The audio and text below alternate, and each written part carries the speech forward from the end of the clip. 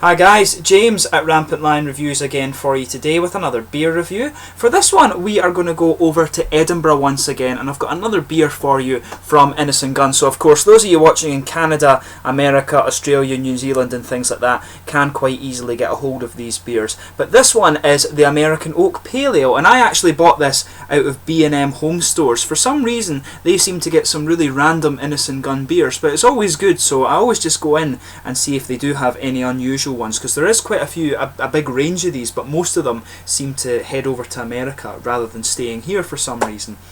But anyway, as is usual with my beer reviews then, I'll take you through a very brief history of the brewery. It will only be a minute or two long because I've reviewed a number of these beers for you before. So check out the brewery website in the video description below, and there's also a link down there to my other Innis Gunn reviews that I've done before, and I do have a few more of these to do for you in the fairly near future too. So anyway, to tell you about Innis Gunn. So Innis Gunn are an independent specialist brewing company based in Edinburgh, and they were established back in 2003. Originally the company was a joint venture between Dougal Sharp and William Grant's, but the brewery became fully family owned when Dougal Sharp bought out the William Grant shares in 2008. Now Dougal had previously been the head brewer at the famous Caledonian Brewery in Edinburgh, who actually do a couple of good beers I should point out, but he was first exposed to brewing at his father's brewery quite a few years ago now. But this beer was actually discovered by accident. The whole idea with Innis Gunn is that they do like barrel aging, and the original beer, which is the red labelled oak aged original, it was actually discovered completely by accident, and this is what has led to them doing all these different variants of barrel aged beer. But what happened with the oak aged original was that Dougal was contacted by Grant's Whisky Distillery, and they wanted him to produce a special malty beer that they would use to infuse their whisky casks. So he put the custom made recipe into the barrels, and it was matured for 30 days, and it was later replaced with whisky. And apparently the whisky was actually really good that they put into this barrel, but the distillers were actually really curious about it, and so decided to try the beer, and they thought it was really quite good and quite interesting. So they phoned up Dougal, and he went back up to this distillery and tried the beer as well and thought it was excellent. So that's really where the birth of Innis Gunn began. So it's quite funny that this now quite famous brewing company, if you like, brewed their first beer that they did that set them off on this whole avenue was completely discovered by accident. But yeah, they're actually one of the largest Scottish breweries, and like I say, they've got a huge range of different beers now. In their core range, they've got the Toasted Oak IPA, the Rum Finish and the Oak Aged Original. They've got a few different seasonal beers, and they've got really kind of random ones like this that you can come across, and for some reason, it's actually a bit of a shame, but Innis Gunn, a lot of their beers actually do get exported over to the States. But anyway, let's get on with the tasting of this beer. That's your brief history of the Innis Gunn Brewery. If you want to read a little bit more about them, like I say, just check up the website. But let's get on with the tasting of this guy now. Now this guy, I should point out, you can get this in a litre, and I think it's a litre or a 660 bottle. I'm not sure of the volume, but this guy has a sort of yellowish label. It's quite an unusual colour. You can't really even see the writing on it all that well. Just put the light down and see if that helps, but you can't see it all that well with this one. But all the labels are very similar, they're just a different colour. And one thing that it actually does say on this little bottom label that you get down here, it does tell you how many days the beer is matured for, and it's always different depending on what beer you get. And you can see Dougal Sharp's signature down on there, but this one was barrel aged for 24 days, and this is the standard Innis Gunn bottle cap, the star with this symbol here. Maybe you can see the symbol better on the little top label there, but on the back it says, "This refreshing Scottish beer is matured over bourbon infused American oak heartwood to give it its distinctive flavour of vanilla, toffee and ripe apricots. At its best when served ice cold, this fine spun full flavoured beer is a great all-rounder," and it comes in at 4.4%, and it's quite unusual this one because it's in a brown bottle, but Innis Gunn seem to be moving a lot of their beers over to a brown bottle. But let's get this open and we'll get on with the tasting. As you can see, a nice smoky opening. But yeah, as I was saying, I meant to say that actually. As I told you, you can actually get this bottle, this American Oak Pale Ale, you can actually get this in a bigger bottle, either a 660 or a litre, but I'm not sure. But the difference is that the label on that one is a kind of dark purple, so I'm not sure why this one's the yellow colour and then the other one is a purple colour. Maybe they're different beers, but I really don't know about that. But just so you're aware of that, it's the same beer from what I gather.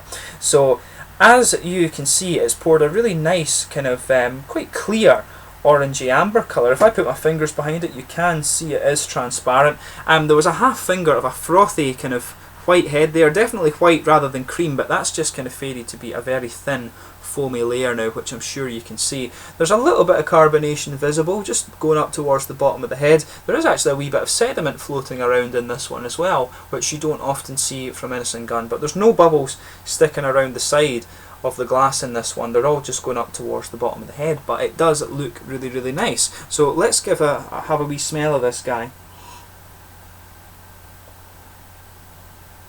Actually smells quite different to the Innis Gunn ones I've come across before. It's actually got a good bit of kind of grassy hop aroma in it. You can smell the apricots that they're saying are in this one. It's got a kind of grassy, slightly citrusy and astringent aroma kind of coming out of this one. And the malty, the typical Innis Gunn malt characteristics are actually in the background. So you're getting a kind of oaky, it's more the oaky and vanilla that's coming out in this one. I always find most of the Innis Gunn ones smell a little bit like butterscotch and things.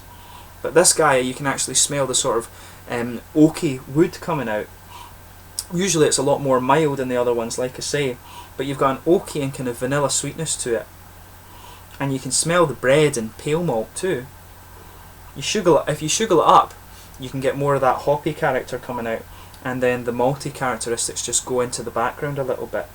But it's quite an interesting aroma. As I say, it's quite different from the other ones. So it's more hoppy, you've got a kind of astringenty hop with it, some grassy character, a little bit of citrus, and you can smell just that apricot-y character coming out too. But in the background you've got that nice typical Innis Gunn malt. It's more the oaky and vanilla notes that are coming out, but there's a bit of bread and pale malt in there too, and some nice caramel notes. So without further ado, let's get stuck into this guy. This is the American Oak Pale Ale from Innis Gunn, who are based in Edinburgh, but they do brew most of their beer at Well Park in Glasgow. Slàinte.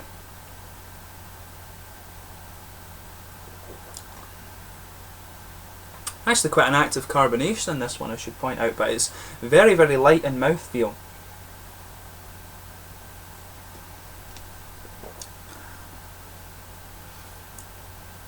Yeah, it's actually nowhere near as fully flavoured as the other Innis Gunn beers that I've come across.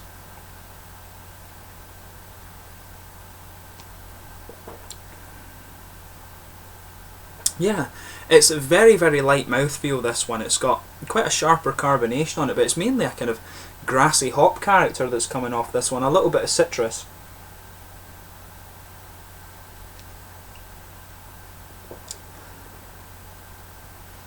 I'm just letting my mouth adjust to it, but it really is nowhere near as full flavoured as what you would have come to expect from Innis Gunn, so it's a little bit disappointing in that regard.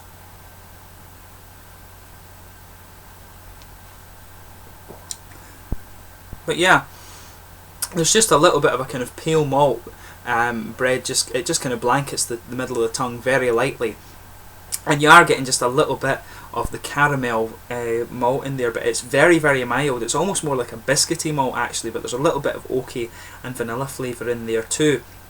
Maybe a little bit of nuts, but it really isn't anywhere near as big in the sort of nice oaky and butterscotchy flavours that you would expect from Innis Gunn. This is more just like a pale ale. You could actually put this in a different bottle and say it was from a different brewery, and I would believe you going by the taste of this one. It really doesn't taste particularly like an Innis Gunn beer, I have to admit.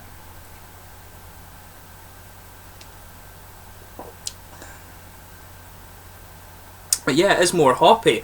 Really, it's a grassy hop that's coming out of this one. There is a little bit of sharper citrus, but it's quite dry around the edge of the tongue, which is unusual for an Innis Gunn beer. So you've got the grassy hop around, it's actually a little bit aromatic as well, grassy hop around the front of the tongue there, and it's quite dry all the way around the palate, but there is a teeny bit of that apricot flavour, but it's not at such, the apricot flavour isn't at such a level that I would put it on the bottle, I have to admit. This beer, for an Innis Gunn one, as I say, to be honest, it is quite disappointing because it doesn't have that kind of typical infused character to it. I'd really like it for it to be a kind of proper American pale ale, if you like. I would have wanted it to be a bit more hoppy, but then to also have the same kind of characteristic malt flavours, and it just doesn't have it.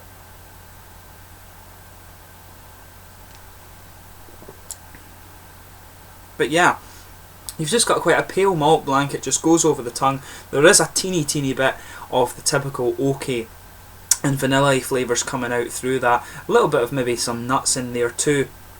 But it is a kind of hoppy character. It's quite a big grassy and slightly citrusy hop, and there is a wee bit of apricot in there too. But as I say, the malt flavours for an Innis Gunn beer are actually quite disappointing because they're not very prominent at all. But in terms of the mouthfeel of this one, it is actually quite light bodied. It's got quite a wet mouthfeel. It's actually quite a refreshing one, I should point out. I should say in the aftertaste you are getting a little bit of the kind of oaky and vanilla flavours coming out. Not so much a kind of caramel one, but it's very kind of light in comparison to what you would expect, as I say.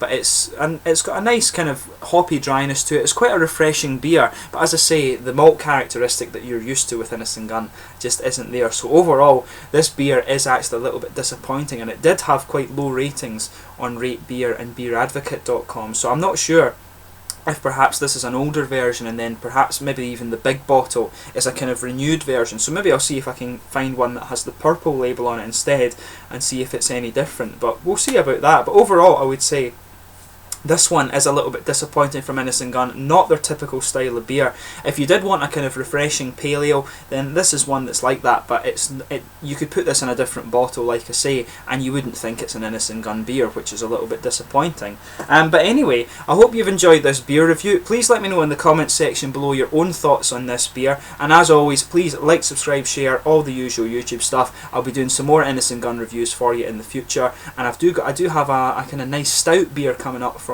you from Innis Gunn, and the last stout I did from them was really good, so do check that out. But I'll catch you soon with my next beer review anyway. Slàinte.